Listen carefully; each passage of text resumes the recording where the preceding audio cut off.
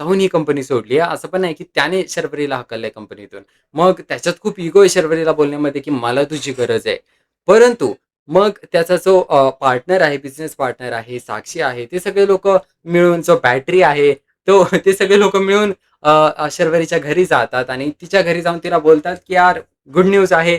आपल्याला राधिका सुभेदार भेटली इन्व्हेस्टमेंटसाठी." जयने त्याचा इगो साइडला ठेवून राधिका सुभेदार सोबत डील केली इन्व्हेस्टमेंटसाठी आणि त्यावरून आता शर्वरीला म्हणजेच की तुला या कंपनीमध्ये पुन्हा ठेवण्यात यावं अशी राधिका सुभेदारची इच्छा आहे आणि त्यामुळे आता जय तुला पुन्हा कंपनीत कामावर ठेवणार आहे. परंतु शर्वरीला हे सगळं ऐकून जास्त आनंद झालेला नसतो. कारण तिला पैशांची तर गरज असते.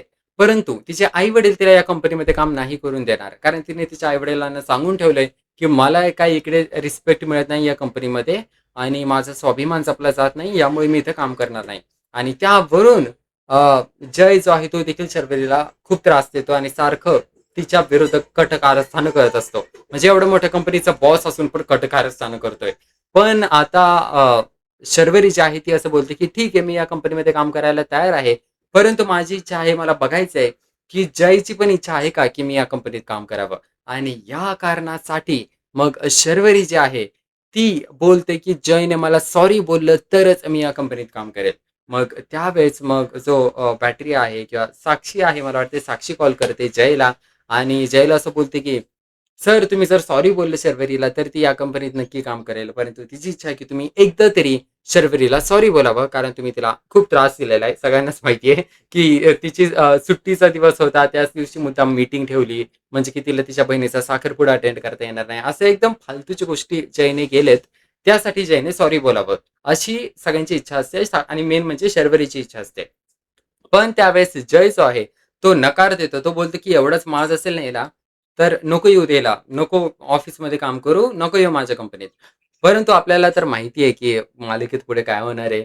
जरी जयने आता नकार दिला असला, तरी काय राधिका सुभेदार इन्व्हेस्ट नाही करणार या कंपनीमध्ये. शेवटी त्याला सॉरी बोलावंच लागणार आहे. आणि आपल्याला बघायला मिळालं, की शर्वरी एकच पोरगी आहे, की जिला जयला पिघळवता आलंय. आत्तापर्यंत म्हणजे जयला कोणीच पिघळवू शकलं नाही. परंतु तिने जयला गौतम बांदेकरला देखील सॉरी म्हणायला लावलंय आणि गौतम बांदेकर तोच व्यक्ती आहे, जो आसावरी सोबत लग्न करणार आहे. आपल्याला तर माहिती आहे, की आसावरीचं त्या गौतम बांदेकर सोबत लग्न ठरलंय, परंतु आसावरीचं प्रेम आहे गौतम खानोलकर सोबत, जो जयचा भाऊ आहे. परंतु जयने गौतम बांदेकरला सॉरी बोललाय आणि आज जय म्हणजे आजच्या भागामध्ये जय गौतम बांदेकर सोबत मीटिंग देखील करणार आहे. याबद्दल बोलण्यासाठी, की प्लीज तुम्ही सॉरी आसावरी सोबत लग्न करू नका. तुम्ही तुमच्या बाजूने आसावरीला लग्नासाठी नकार द्या. कारण आसावरी तर काही नकार देणार नाहीये आणि आसावरीचं तर दुसऱ्या मुलासोबत प्रेम आहे. आणि अशा गोष्टींमुळे आता जयने सॉरी बोललेला आहे गौतम बांदेकरला शर्वरीच्या सांगण्यावरून आणि लवकरच जय शर्वरीला देखील सॉरी बोलेल. लवकरच शर्वरी जी आहे ती जयच्या ऑफिसमध्ये काम करायला लागेल आणि मग आपल्याला काय होणार आहे पुढे तर माहिती आहे. दोघांची लव्ह स्टोरी तिकडून सुरू होईल. इकडे आसावरीचं लग्न देखील लागेल जयच्या भावासोबत आणि दुसरीकडे जयचं लव्ह स्टोरी सुरू होईल शर्वरी सोबत. असे काही मज्जा मस्तीच्या गोष्टी या मालिकेत होणार आहे. पण हे बघणं खूप इंटरेस्टिंग ठरणार आहे, की जेव्हा त्या तेजस्विनीला समजेल, की त्याच्या मुलाला गौतमला त्या आसावरीवर प्रेम आहे.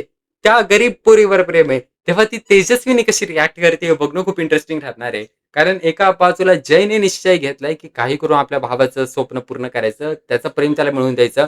दुसरीकडे तेजस्विनी जिला स्टेटस आणि पैशांची पडली आहे. तर काय होतंय मालिकेत ते बघणं खूप इंटरेस्टिंग ठरणार आहे. पण या सगळ्यावर तुमचे काय मत आहे मला नक्की कमेंट करा. मी तुमचा मन्या भाऊ तुमच्यासाठी असेच मालिकांचे अपडेट्स घेऊन येत राहील आणि लवकरच आता थोड्या वेळात मालिकाचा एपिसोड येणार आहे आणि मग मी तुम्हाला सांगेल, की टीव्हीच्या एपिसोडमध्ये काय झालं. परंतु तुम्ही तुमचे मत तोपर्यंत कमेंट करा. आपण भेटूया मालिकेच्या पुढील भागात. पाहूया मालिकेत पुढे अजून काय काय इंटरेस्टिंग गोष्टी घडतायत ते.